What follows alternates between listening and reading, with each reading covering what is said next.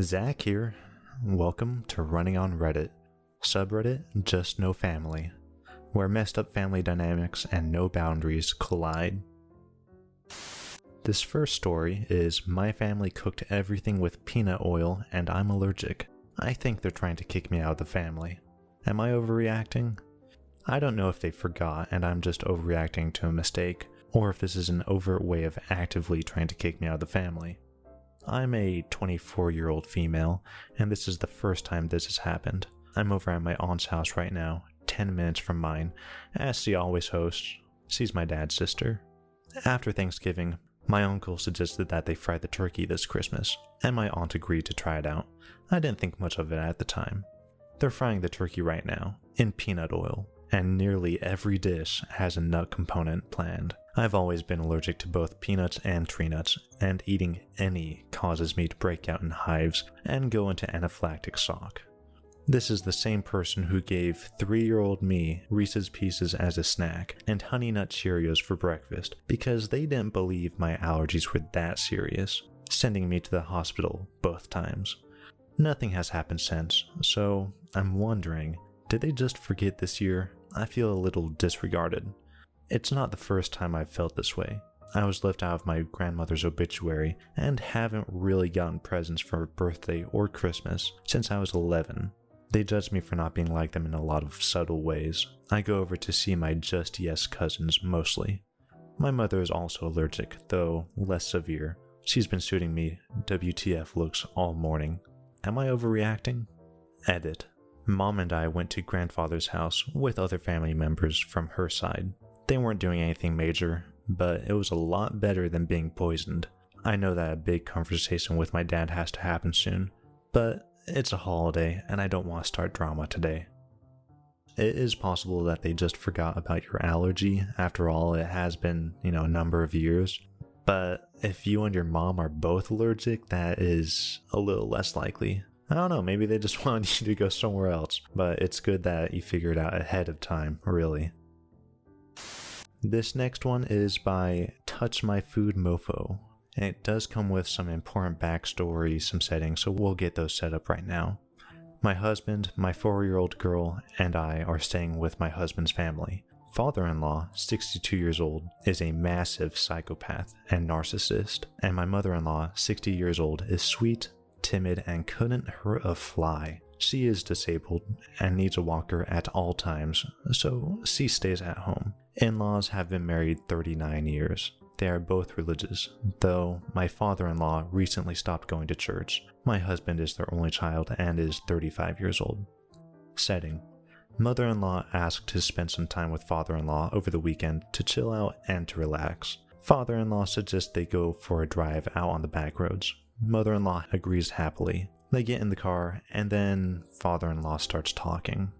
What the father-in-law did next.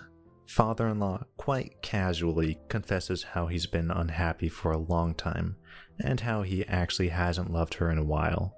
Actually, for years. Actually, he never loved her. Actually, it was a mistake to ever marry her and have a kid with her. Actually, he married her to get away from his mother. Actually, he only stayed with her because he felt so obligated to take care of her and then later on, their child. And 2, he cheated on her 20 years ago once, and 1 year ago twice, but he's not seeing anyone else right now. He just thinks it's not fair for her to not have someone who loves her, and she deserves better. And if she wants to, they can still be friends and she can come around and visit sometime. Now, father-in-law wants not only mother-in-law, but also my little family bundle to move out of his house ASAP. So I'm kind of freaked out because we cannot move out right now. After thinking about it and talking to her mother-in-law decided that she was not going to roll over and be suddenly thrown away and discarded. She's a human being and deserves better than to be kicked out of her own home after being lied to for nearly 40 years. So, father-in-law gets home from work and is telling mother-in-law about what he's going to do to their vacant, old, run-down, and horrible condition Victorian plantation home. Very minimal changes and fixes to make it more comfortable for her. And mother-in-law, this lady didn't miss a beat. She told him, actually no, I'm not moving to the other house. I'm staying right here. You can go stay at the other house. Or, if you want, build you a shed out back to live in. I'm going to be staying right here and you will pay for my expenses. Father-in-law responded, well, maybe. Mother-in-law stands firm. No, I'm telling you what will happen. Father-in-law literally shrinks and says, okay. What's he gonna do though? Call the cops because his 5-foot handicapped wife won't move out of their house so he can live the life he's always dreamed of without her? Ha! He's not gonna do squat. He's too worried about his public image, ironically, to do that. I'm absolutely blown away by this woman. She's amazing. She's also got a good lawyer ready. Father-in-law doesn't know what to think. This backfired on him so bad, it's beautiful. I hate his guts for my own reasons, so I'm loving watching him get pulverized under her monstrous balls of steel. She's already talking about changing her last name back to her maiden name. Like, this woman is standing tall, marching on, and talking about traveling. Crazy.